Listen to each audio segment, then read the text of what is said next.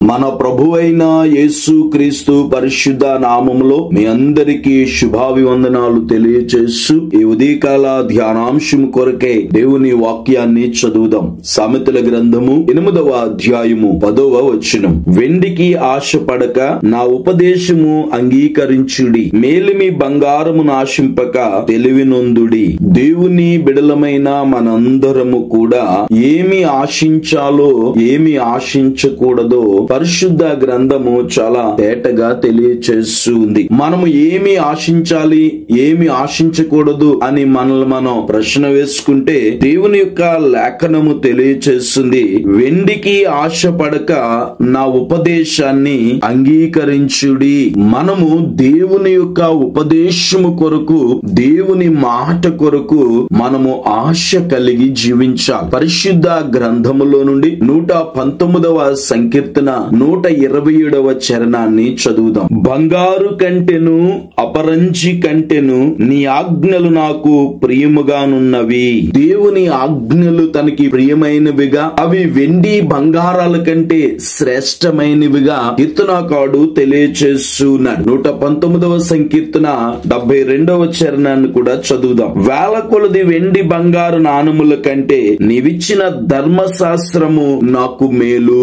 మనందరము కూడా ఏం ఆశించకూడదు అని అంటే వెండి బంగారాలను మనము ఆశించకుండా దేవుని ఉపదేశము ఎడల ఆశ కలిగి, దేవుని మాటలు కోట్ల రూపాయల కంటే విలువైనవి అని మనము గుర్తించి మనము దేవుని యొక్క ఉపదేశము మీద మనము ఆశ కలుగుంటే దేవుడు అద్భుతమైన కార్యాలు మన జీవితంలో దేవుడు జరిగిస్తాడు. ఈ కాలంలో అనేక మంది దేవునికి వ్యతిరేకమైన వాటి మీద ఆశ కలిగి జీవిస్తున్నారు. యోహాను రాసిన మొదటి పత్రిక 2వ అధ్యాయము 16వ వచనాన్ని చదువుదాం. లోకములో ఉన్నదంతయు అనగా శరీరాశయు, నేత్రాశయు, జీవపడంబమును తండ్రి వలన పుట్టినవి కావు, అవి లోక సంబంధమైనవే. ఈ కాలములో చాలా మంది నేత్రాశ, శరీరాశ, జీవపడంబము ఈ ఆశలు కలిగే లోకములో జీవిస్తున్నారు. అనేక మంది వారి జీవితాలలో నేత్రాశికులోనై, శరీరాశికులోనై జీవపు డంబము కలిగి వారు మాట్లాడుతూ వారి జీవితాలలో దైవత్వాన్ని కోల్పోయి అపవాదైన సాతానుకు బానిసలుగాను శాపకరమైనటువంటి జీవితాలను జీవిస్తున్నారు. ఈ ఉదయకాల ధ్యానాంశాలు వినుచున్నటువంటి దేవుని పిల్లలమైన మనందరికీ ఉండవలసిన ఆశ ఇహలోకమైన ఆశలు కాదు గాని, వెండి బంగారాలను సంపాదించాలని ఆశ కాదు గాని, నేను దేవుని కొరకు నీతి కలిగి జీవించాలి, పరిశుద్ధతను కలిగి జీవించాలి, క్రీస్తు రక్తములో కడగబడిన మన ద్వారా దేవునికి మహిమ కలుగునట్లుగా మనందరము కూడా ఉపదేశము యందు ఆసక్తిని కలిగి మనము జీవించవలసిన వారమై ఉన్నాం. ఈ కాలములో అనేక మంది వెండిని ఆశిస్తున్నారు. ధనాన్ని సంపాదించాలని, ధన సమృద్ధి గలవారుగా ఉండాలని ఎన్నో దేవునికి వ్యతిరేకమైన వాటిని చేస్తూ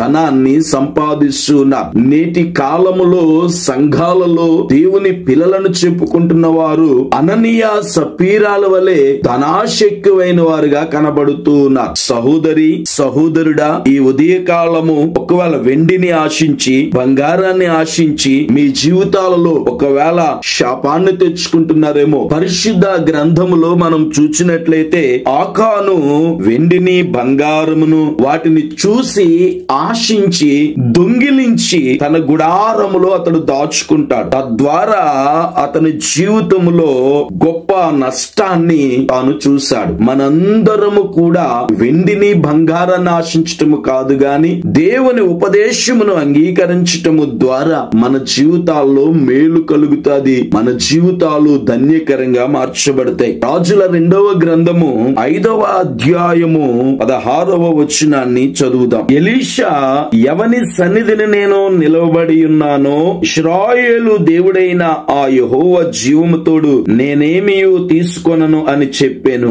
నయమాను అతని ఎంతో బతిమాలినను అతడు ఒప్పకపోయెను. మనందరికీ తెలిసిన సందర్భం, నయమాను భయంకరమైన కుష్టు రోగము చేత బాధపడుతున్నవాడు. ఎలీషా దగ్గరికి వచ్చినప్పుడు ఎలీషా చెప్పినట్లుగా అతడు యోర్దానులోనికి వెళ్లి 7 మారులు ములగడము ద్వారా తన దేహము పసిపిల్లవాని దేహం వలె మార్చబడి తనకున్నటువంటి కుష్టు రోగము నుండి అతడు విడుదలను పొందాడు. దేవునికి స్తోత్రం. అతడు స్వస్థత పొందిన తర్వాత ఎలీషాకు వెండి బంగారమును అనేకమైన వాటిని అతడు ఇవ్వడానికి ఇష్టపడ్డాడు. కానీ వాటినేటిని కూడా ఎలీషా ఆశపడలేదు. కానీ ఎలీషా ఇవేమి నాకొద్దు, నేను ఎవరి సన్నిధానంలో ఉన్నాను అని అంటూ ఉన్నాడు. సహోదరి సహోదరుడా, మనం ఆరాధిస్తున్న దేవుడు ఈ సృష్టికి అధిపతి అయిన దేవుడు, సర్వాధికారం కలిగిన దేవుడు, ఆది సంభూతుడైన దేవుడు, భూమి ఆకాశములు నాది అని చెప్పిన దేవుడు. ఆయన నమ్ముకుంటే, ఆయన యందు విశ్వాసం ఉంచి, ఆయన ఉపదేశమందు ఆశ కలిగి మనము జీవిస్తే దేవుడు మనకి సమస్తమును ఆయన ఇవ్వగలిగిన దేవుడు. దేవుడు మన ఎడల ఉన్నతమైన కార్యాలు చేస్తాడు. ఎవని సన్నిధిని నేను నిలబడి ఉన్నాను అని సాక్ష్యం ఇచ్చాడు.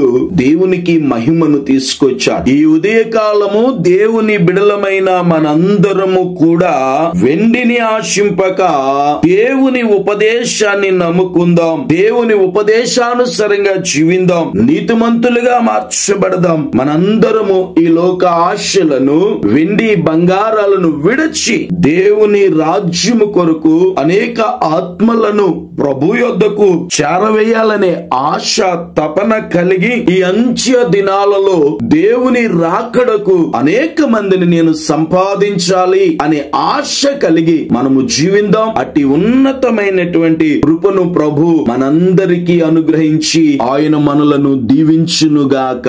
ఆమేన్. ప్రార్థన చేసుకుందాం. ప్రార్థనలో ఏకీభవిందాం. సకల ఆశీర్వచనాలకు కారణభూతుడు అయిన మా తండ్రి, మీకు వందనాలు, స్తుతులు, స్తోత్రాలు చెల్లిస్తూ ఉన్నాం. ఈ ఉదయకాల ధ్యానాంశాలు వినుచున్న ప్రతి కుటుంబాన్ని మీరు దీవించండి, ఆశీర్వదించండి. గడిచిన దినములన్నిటా మీరు కాచి కాపాడి సంరక్షించి మమ్మలను సజీవులుగా ఉంచినందుకే వందనాలు. ఈ ఉదయకాలము వారు తలంచిన ప్రతి కార్యములో మీ కృపా సహాయాన్ని దయచేయండి. నిరంతర రాకపోకల్లో మీరు తోడుగా ఉండండి. అనేక మంది అనారోగ్యాల చేత బాధపడుతున్నారు నాయన. వారందరినీ మీ గాయపడిన అస్సలతో ముట్టి స్వస్థపరచండి. సంపూర్ణమైన ఆరోగ్యాలను వారికి ప్రసాదించండి. ఈ ఉదయకాలము మేమందరము మీ ఉపదేశానుసారంగా జీవించినట్లు యెహోలోక ఆశలను మేము విడిచి మేము నీతి కలిగి మీ నిత్య రాజ్యము ఎడల ఆశను కలిగి మేము జీవించినట్లు మేము సిద్ధపడుతూ అనేక మందిని సిద్ధపరుస్తూ మీ రాజ్యమునకు అనేక ఆత్మలు చేరవేయాలనే